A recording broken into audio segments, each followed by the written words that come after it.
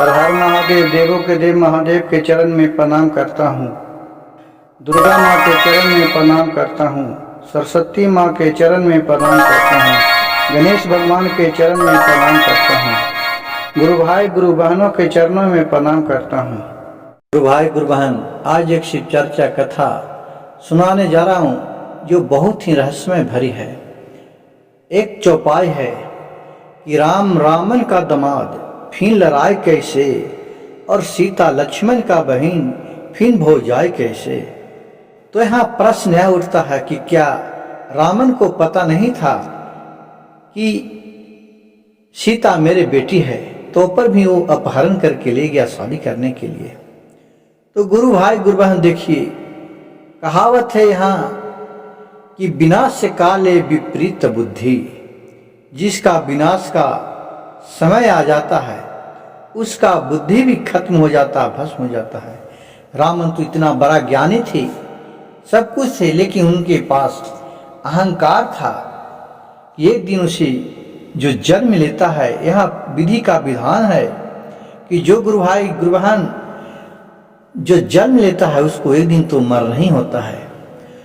जो अजन्मा है, जो कभी जन्म नहीं लिया, वो कभी नहीं मरेगा। जैसे सूर्य, चंद्रमा, अग्नि, वायु, ये सबको किसी नहीं देखा है। न चंद्रमा न सूर्य जन्म लिया तो कहाँ से मरेगा। नहीं, आज दिन रात होगा तो गति रुक जाएगा। इसीलिए अब देखिए, यहाँ चर्चा करने जा रहा हूं कि क्या रावण को मालूम नहीं था। तो देखिए, रावण को कब मालूम था कि मेरे सीता बेटी है, लेकिन उन्होंने पर्ण ठान रखा था सीता के और बोली थे कि मैं तुम्हें अपने घर एक बार जरूर ले जाऊंगा। लेकिन सीता ने बोले थे रावण से कि पिताजी, आप हमें घर नहीं ले जाइएगा। अगर आप जिस समय ले जाइएगा तो आपका राज्य तितिर बितिर विनाश हो जाएगा। लेकिन तो पर भी रावण ने नहीं माना। देखिए, कब बताया था, जब सीता का स्वयंवर हुआ था, जब देश विदेश से राजा महाराजा सभी लोग सीता से विवाह करने के लिए धनुष को उठाने के लिए आए थे। सब धनुष को आजमा रहे थे, आजमाए। उसी में सीता माँ जब घर में थी तो उससे अकेले मिलने के लिए रावण वहां चले गया कि सीता है कैसा। तो सीता को देखकर रावण बोले कि तुमसे मैं विवाह करने के लिए आया हूं। तो रावण सीता मां बोली कि आप हमसे विवाह नहीं कीजिएगा, आपका मैं पुत्री हूं। जिस समय मैंने जन्म लिया आपके कोख में था, उस समय तो आप अपने नगर से हमें बिगवा दिए, और पिता जी मैं अब दोबारा आपके घर नहीं जा सकते हैं।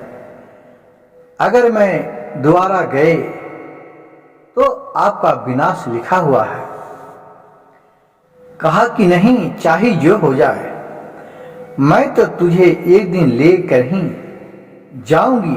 देखिए, रावण जान गया उसी वक्त सीता मेरी बेटी है, लेकिन कैसे है इसका तो रहस्य कोई नहीं जाना।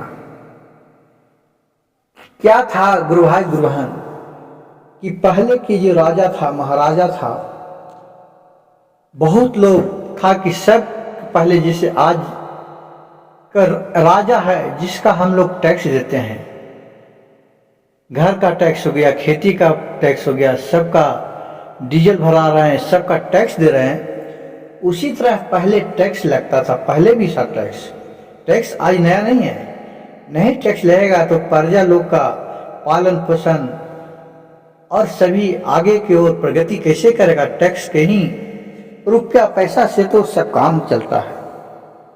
दूसरी तरह सबसे टैक्स रावण वसूला करता था अपने राज्य में। तो वहां के पहले जितना भी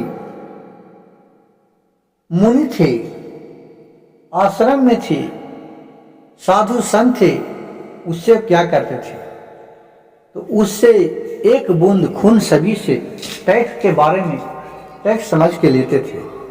तो सभी का टैक्स लेके एक एक बूंद खून एक घड़ा में रखा करते थे रावण।